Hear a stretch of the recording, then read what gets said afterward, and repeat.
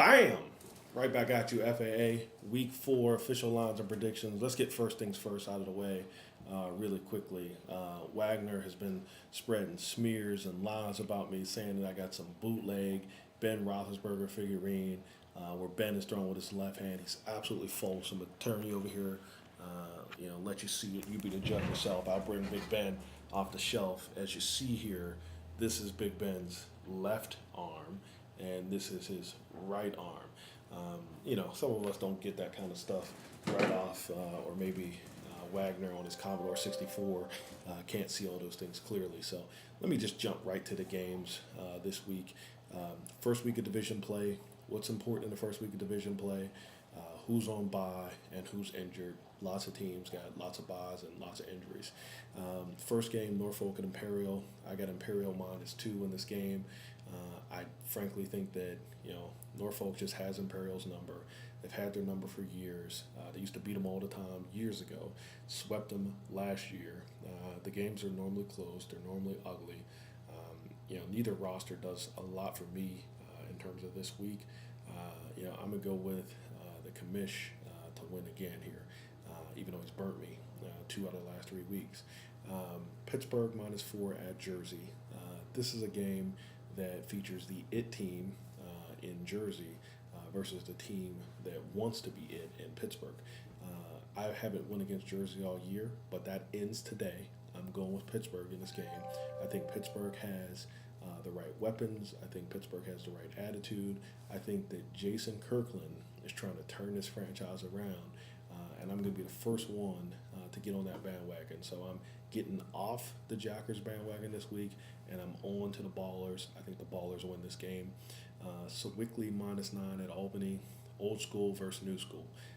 New school, 3 consecutive Central Division titles. Old school, 3 consecutive years of missing the playoffs. I think it's quite easy to figure out where I'm going with this. I have been off the Albany bandwagon for a really, really long time. It was funny. I was thinking back, looking through some stuff. I actually 3 years ago came out and said, 4 years ago, I guess, came out and said that we should rename the Central Division the Albany Division. And Albany repaid my generosity by immediately coming out and missing the playoffs in every season since then. So, in any event, I'm off the Albany bandwagon, been off it for a long time.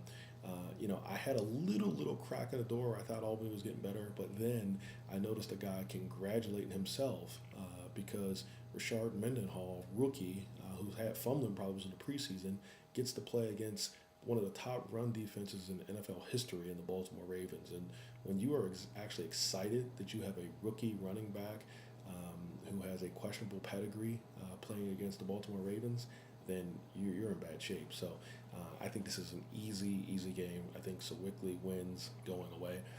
Aliquippa -1 at Mount Lebanon.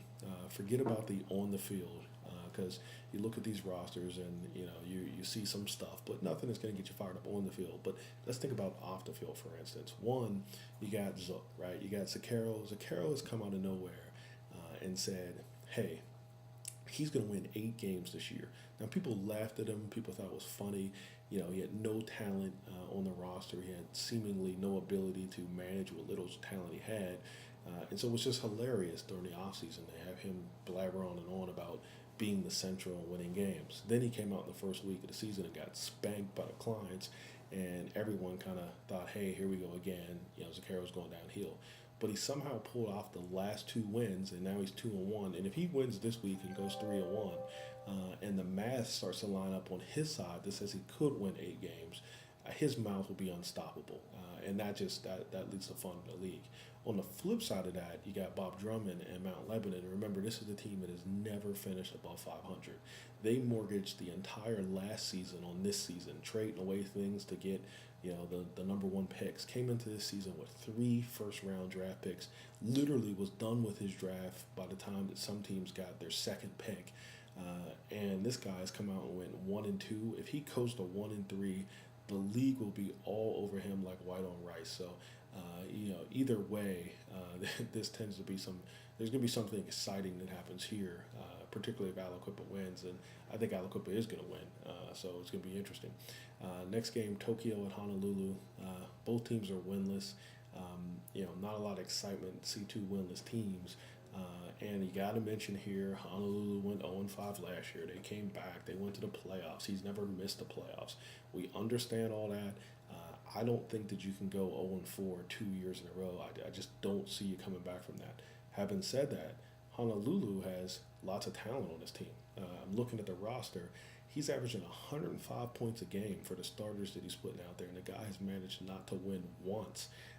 It's just a case of not being able to get the right players in the lineup every week. So, it's an embarrassment of riches in terms of depth. And this is, like I just said, when they start this whole thing off, depth normally wins this time of year. So I think Honolulu, is definitely going to have the advantage. But I'm actually picking an upset. I'm picking Tokyo in this game. The guy has nothing going for him. Ronnie Brown played great last week, but guess what? Ronnie Brown's on a bye. Wes Welker's been the only receiver for New England, but guess what? Wes Welker's on a bye. This guy has everybody on a bye. He has an 0-3 record, but I think desperation wins out in this game. I'm going with desperation over the Destroyers and my upset of the week. Finally, my game of the week. I don't want to hear any complaining, any homer talk about, the Clients, why are they in the game of the week?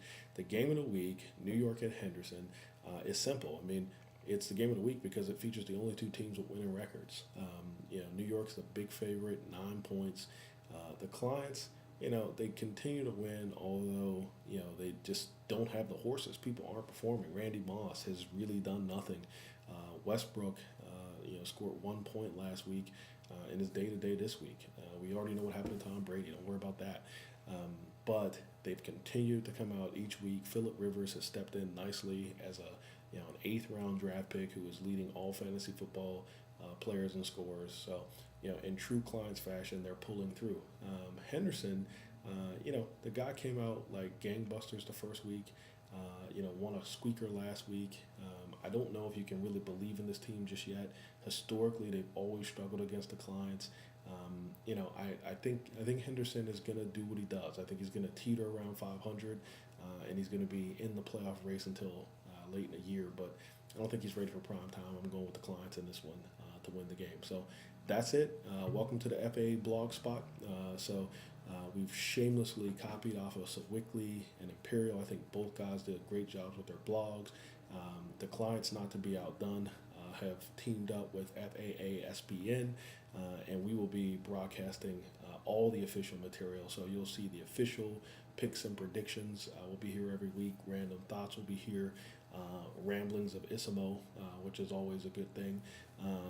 And also merchandising, straight from Jersey Jacker Inc. So if you need to get your FAA gear, we got the order forms online.